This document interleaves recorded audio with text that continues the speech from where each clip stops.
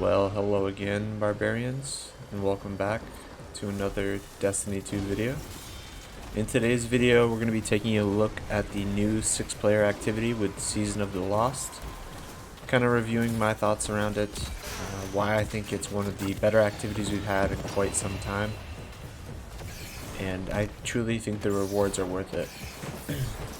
Now, before we dive into this video, please make sure to leave a like on this video, as it greatly helps me out.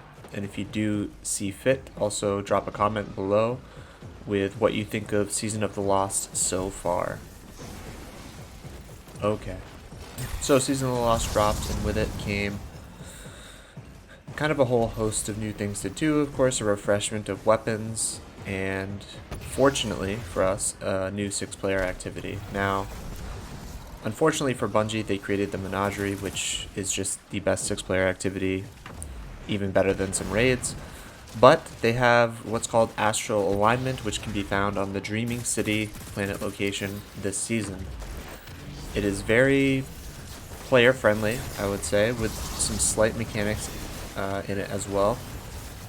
And we'll dive into those and talk about some of the easier ways to go about completing it, as it's just so early in the season. Players are still trying to figure it out.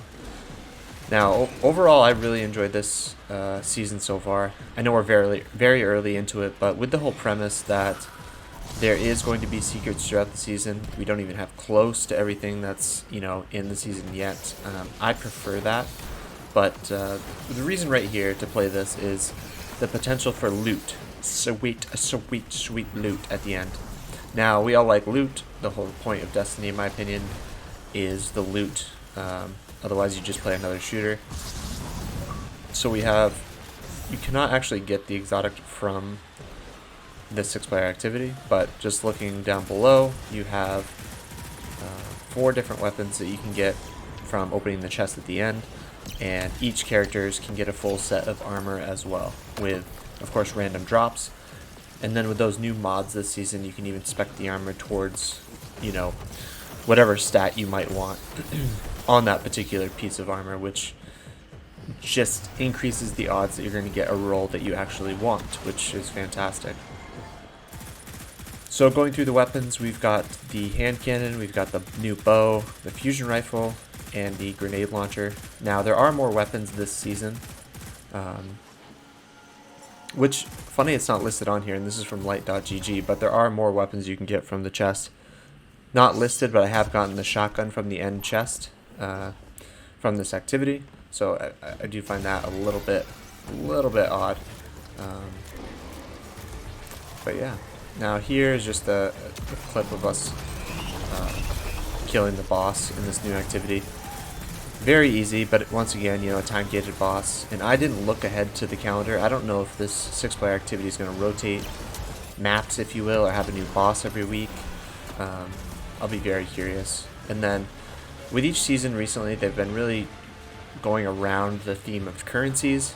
And with this season, the currency is called Parallax Trajectory, which can be... I think the way you retrieve this currency in-game is perfect this season. You can play any of your activities, Crucible, Gambit, Strikes, Raids. You can get a small amount, very small amount, from, I believe, precision kills just against any PvE activity, or enemy. You can get 100-ish from completing the Astral Alignment activity itself. And it does have a cap, because you can only hold so many, but this currency is used to upgrade the Wayfinder's Compass this season. You see I just got some right there, just 3 from killing that ad. And this currency is also used to focus Umbral Engrams this season. And this will be the last season of Umbral Engrams, but that'll be another video in the future. So of course, with this 6-player activity, matchmaking is on, so you don't need a fire team for anything like this. And this boss mechanic you'll see here does have this mechanic, which I would say about half the people aren't aware of yet. You gotta go get that ball in order to hurt his shield to bring it down, so you can do your damage phase against this boss. Doesn't have that much health at all, so it's more or less just killing ads, which is fine with me. There are champions that spawn in the boss room, And I would say let's just talk about enemy density really quick. Something that I've missed since Menagerie, but I think this activity, I would always like a little bit more enemies to kill and just feel more powerful, especially with these, red bar enemies. But this activity has a really good blend of enemy density. I think it's got a good amount of yellow bar, a good amount of champions, a really good amount of red bar adds that you feel like a guardian. You feel strong. You go in there with your light, your souped up weapons. And you can really feel like you're decimating and dominating the map. And it's even got some larger, still yellow bar enemies, but what's considered bosses as well. A short activity, not too long. Something that's, the Menagerie was interesting too because it wasn't always the same level of progression. The same with the Donnie event as well. You could had the potential to earn so much. But with this, I do like that they guaranteed it. Everyone is going to be the same amount of rotations through the map, if you will. It's not going to be based on your performance in that activity. And while I did like that from the Menagerie, the performance in the activity, in order to get to the maximum leveling up you could, the downside to that is, you're playing with a group of randoms. Could be late at night. You just want to play for 20 minutes or so. You don't really want to pay attention that much, if that makes sense. So here we're opening both chests. One you can always open for free. The other one, which gives you the loot, you do need 150 of the Parallax Trajectory currency. Not hard to get, but you do need it in order to open the chest if you want some additional rewards. Using a different loadout here, I got the, I believe this is me using the Darkest Before, the new pulse rifle. I have Overload and Rampage on it, really good. So let's just talk about this right here. This particular segment, you have to carry 3 balls up to the top of the hill and essentially slam them, which they do automatically. Now to carry those, you can't quite make it all the way there in one go, but you just need to take turns, and those bosses, that one I just killed, will have a shield, and he'll have a stomp mechanic trying to keep you away from that. So essentially just picking them up and running directly there is your best bet. But very easy, not hard to do at all. Sometimes the enemies do get a little overwhelming, so that's something to kind of watch out for when you're doing this activity, or that particular section. And we've got another boss fight here.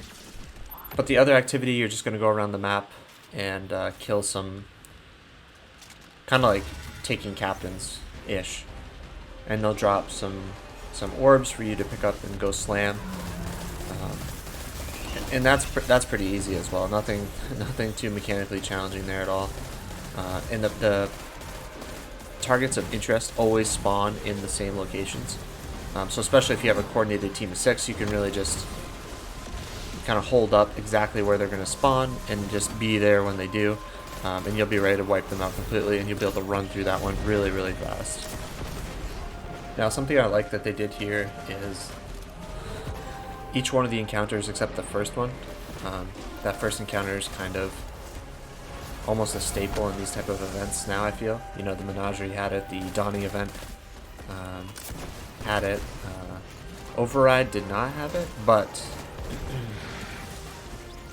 nonetheless, it still feels like kind of an entry-level thing you need to get done first. But by any means, the other locations in this 6-player activity have rally flag, so you can get all your ammo, all your abilities, your super ready to go. And while it's not really needed, it is, that kind of adds to the fun factor, in my opinion. You want to start out of the gate with all your abilities. You want to be able to decimate adds. You don't really want to have to worry about ammo at all. And I'm really curious over the Season of the Lost how this activity is going to change. My guess is it's going to be altered a little bit. Even if it stays the same, I won't be sad about it. But I'm curious if there's other sections that will get added in over time, or a different boss for 3 weeks and then they'll start to rotate. That I'm unsure of, but let me know what you guys think of this activity in the comments below. I'd love to hear your opinions, especially if you've been playing a while, or if you're new to the game. What you think coming in fresh. Will this hold your interest for a little while? I think it's a great way to change it up. My probably favorite thing about the activity is just the enemy density. You know, even though there's 6 people, of course, in a fire team, or there's still enough enemies that you can constantly be killing ads, which is, fun in my opinion. It's kind of got that raid level ad clear, which is fantastic. So yeah, that pretty much brings us to the end of this video. I highly recommend you guys check out Astral Alignment. I think it's worth putting some time into. It's got bounties associated with it. You can knock those off for some XP. You're going to be farming weapons and armor for better rolls. Make sure to put those mods in your ghost if you want a specific roll. It'll help increase the odds. And then from there, we'll just kind of see and wait, see if this activity evolves over time. But yeah, thank you guys so much for watching, and I'll see you guys in the next video.